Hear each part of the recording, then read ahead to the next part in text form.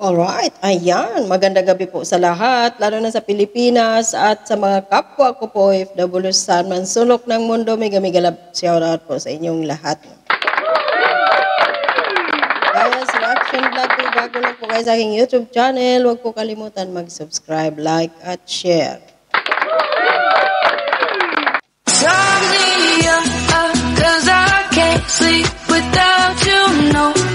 So, yung topic natin ngayon mga kaubayan ay sa wakas, si VP Sara at si Franz Castro nagharap kanina sa Kongreso patungkol doon sa budget deliberation ng OVP.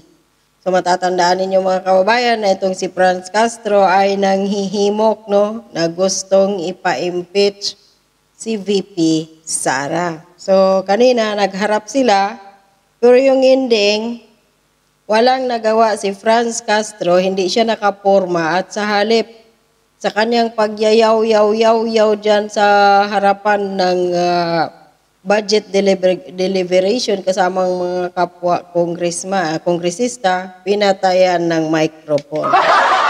Ang makulit kasi eh.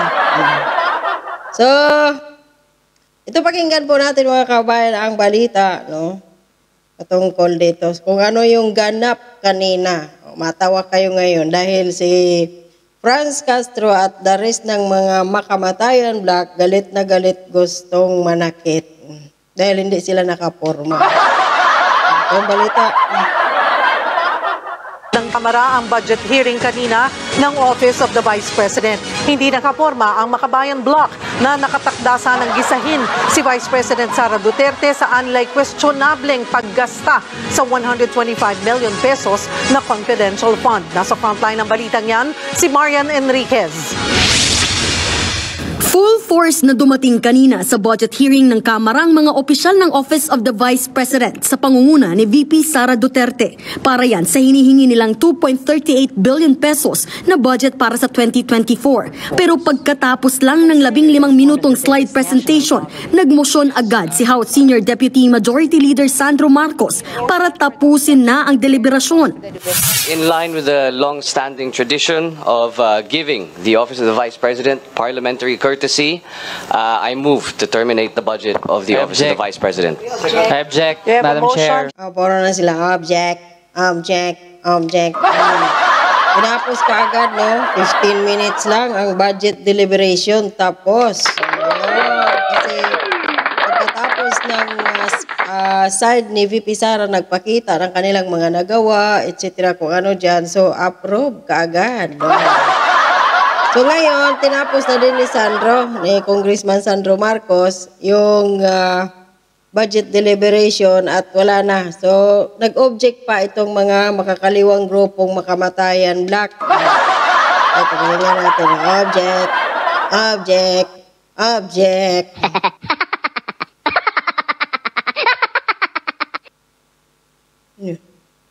Duly seconded. We have a motion duly seconded for the termination of the budget of the presentation of the Office of the Vice President. Madam Chair. 21 miyembro ng panel ang bumotong pabor na tapusin na ang budget deliberation. The Chair declares for... So, mga kababayan, yung balak siguro ng nila ni Franz Castro at the rest ng makabayan black dyan sa Kongreso, gaya lang ni Arlene Brosas ng Gabriela, itong ACT Teachers Party List, ito yung si Franz Castro. Tapos Kabataan Party List na kung saan ay si Akla na si Raul Manuel. At iwan ko sino pa ba yung, may dalawa pa dyan eh. So parang 5 pa sila, no? Kabataan Party List, Akbayan. Yung kay Risa Hontiveros yun, Akbayan. Parang 5 pa yan sila. So hindi po sila nakaporma dahil tinapos kaagad, no? So makulit pa rin sila, panay pa rin ang hirit dahil gusto talaga nilang malaman mga kababayan nitong Makabayan Black kung saan ginastos ni VP Sara yung 125 million ng ilang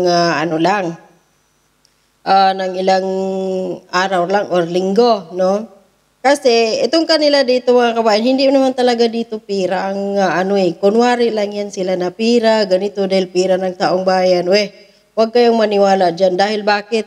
Sila nga may mga budget itong Makabayan Black bilang isang party list dyan sa Kongreso.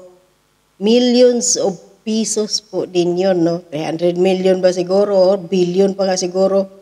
Pero saan ba? May project ba sila para sa mga pobre? Akalain ninyo mga kababayan, ang ACT Teachers Party List na ito na si Franz Castro, kung saan ay ito ngayon ang pasimono, no, na talagang pinag-iinitan si VP Sara, ACT Teachers Party List, sa 800,000 na teachers sa buong Pilipinas, kinokolektahan niya ng tig-20. At saan iyon mapunta? 16 million a month ang kanyang kinikita. Saan ang pera? So dati, siyempre conclusion mga kabayan, mga theory, andun yun siyempre sa ang 60% kay Juma Sison nung buhay pa. Hindi natin alam kung saan na, kanino na yan ngayon napunta, no? So yung the rest sa iba, sa kanila, ganyan, wala din naman silang mga project mga kabayan para sa mga taong mahihirap. Tapos ang kapal ng mukha nitong ACT Teachers Party List magtanong kung saan ginastos ni VP Sara. Bakit?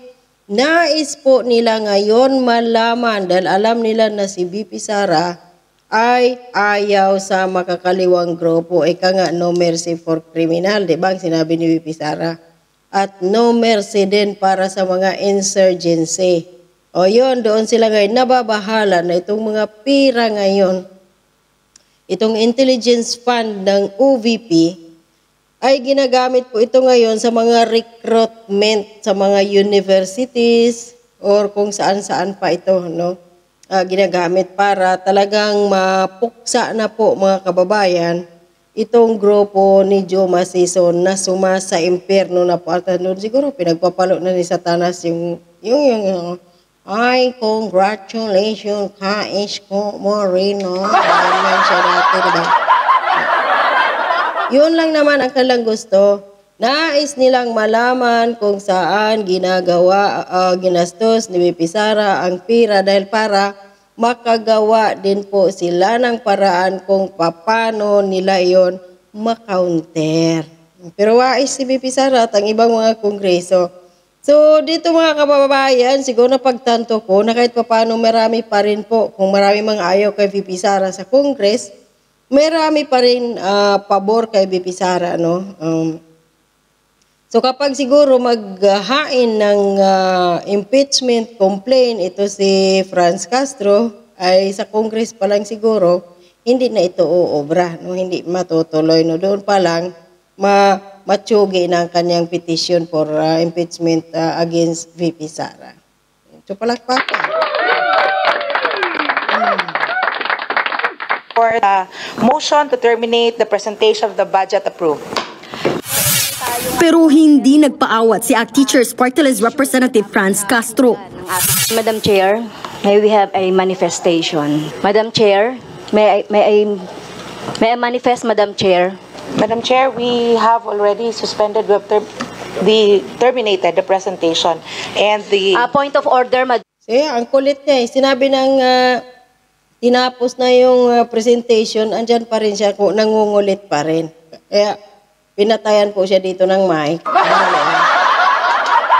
Madam Chair, may I explain my vote? I know we have the rights as a minority bloc, Madam Chair. So may we explain why we vote no? Pinagsusumiti na lang si Castro ng written manifestation pero hindi pa rin siya nagpapigil. May request na lang, Madam Chair, hindi natin ito inaasahan. Madam Chair, yung ganitong and once again, this budget briefing is suspended. Meron po tayong issue na dapat na pakinggan ng ating taong bayan at masagot ng Office of the Vice President. So, Madam Chair, kaya talagang kailangan maipaliwanag itong 125 million. Ang 125 million pesos na tinutukoy ni Castro ay ang halaga ng confidential fund na ginasta umano ng Office of the Vice President noong 2022 sa loob lang ng 19 na araw. Yan ay kahit wala namang nakatokang confidential fund para sa OVP noong taong iyon. Pero bago pa matapos magsalita si Castro, pinatayan na siya ng mikropono. I have the right to explain why I voted no. Kailangan malaman itong 125 million na not confidential fund pero ginastos ng Office of the Vice President at kung saan Wala na. Sa press conference pagkatapos ng budget Wala na nakinig sa kanyang yaw-yaw, nilayasan siya.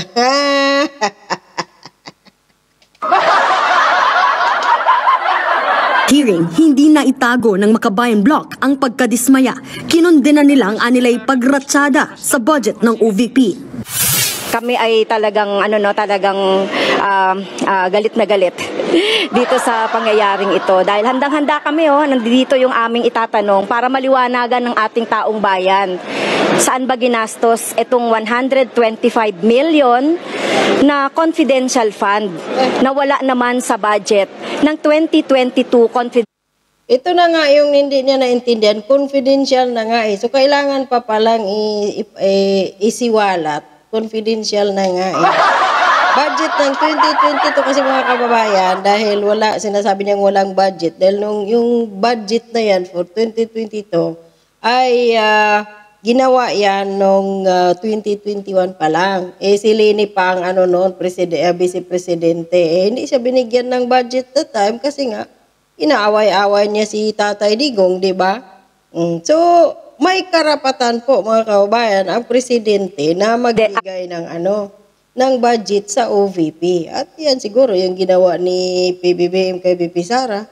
So, kung siguro may batas dyan na okay yun, so why not, di ba? So, ano yung kanilang pinagpuputok ng botse? Dahil nga, alam nila na si Sara anti-insurgency. Kaya gigil sila malaman kung saan yung ginastos. Wala silang magawa dahil kahit papano, si VP Sara, meron pa rin mga tawag dito, mga kongresista na mga kakilala at yun, nagtitiwala pa rin sa kanya na nagtatrabaho siya ng maayos at hindi niya winaldas siguro yung pera. 2022 GAA. Akala ko ba ang tapang-tapang ng Vice President para sagutin ang mga tanong regarding confidential fund noong 2022. Nandiyan na siya physically, pero bakit hindi pa siya sumagot doon sa mga tanong na naihanda natin? Sa isang ikupal din pala talaga ito si Akla na Raul Manuel. Sabi niya, di ba? Bakit daw hindi sumasagot si VP Sara sa mga tanong na hinahanda natin? Hinahanda niyo Hindi pa kayo nagtanong. So, paano kayo sagutin ni VP Sara? Tingin ni VP Sara, katok? Robot? Hindi pa kayo nagtanong. So, paano kayo sagutin? Di ba? Ang pahayag, pinasalamatan ni VP Sara ang patuloy na suporta ng House Appropriations Committee sa mga programa ng OVP. Kaugnay naman ang kinikwestiyong 125 million pesos na confidential fund. Iginiit ng pangalawang Pangulo na wala silang ginawang anumang hindi otorisadong paggasta. Nagsumiti rin daw sila ng liquidation at accomplishment report sa mga kinauukulan. Nananawagan din ng Vice Presidente sa Makabayan Bloc na itigil na ang mga pag-atake sa OVP kung wala naman silang ebidensya. Nagbabalita mula sa Frontline, Marian Enriquez. Decide mga kababayan, bago tayo magtapos, kung talagang feeling or may ebidensya itong makamatayan black or kamatayan black na ito, na nilostay ni VP Sara ang pera na 125 million, bakit dito pa sila magkiyaw-kiyaw ngayon sa Kongreso, sa budget hearing? Bakit hindi na lang po sila mag-direct doon sa sa ombudsman at idemanda si VP Sara para minsanan mga kababayan. Pero ang point kasi nila dito ay sisirain nila ang kredibilidad ni VP Sara. Yun yung punto doon Hindi yun yung pera dahil alam nila na talagang yung kuwa nga, chinik na yun di ba? Okay, walang nalostay doon na pera ng OVP. So tama ang kanilang paggastos. O yun. Naghahanap lang talaga itong kamatayan black ng butas para sirain ang kredibilidad ni VP Sara. Yun lang yun. Dahil kung talagang alam nila na meron silang strong evidence against VP Sara na nilostay ito or corrupt o kung ano yung ginawa, hindi ginastos yung pera na yun na hindi angkop sa kanyang budget or basta kinurap or kung ano pa, ombudsman po dapat sila dumiretso. Pero wala eh. Kiyaw-kiyaw. So ibig sabihin, mga ano lang talaga sila, yung bang panira lang talaga na tao. Walang magawa sa buhay. So hanggang dito na lang po. Maraming salamat mga kababayan. Stay safe po sa inyo. God bless and bye-bye.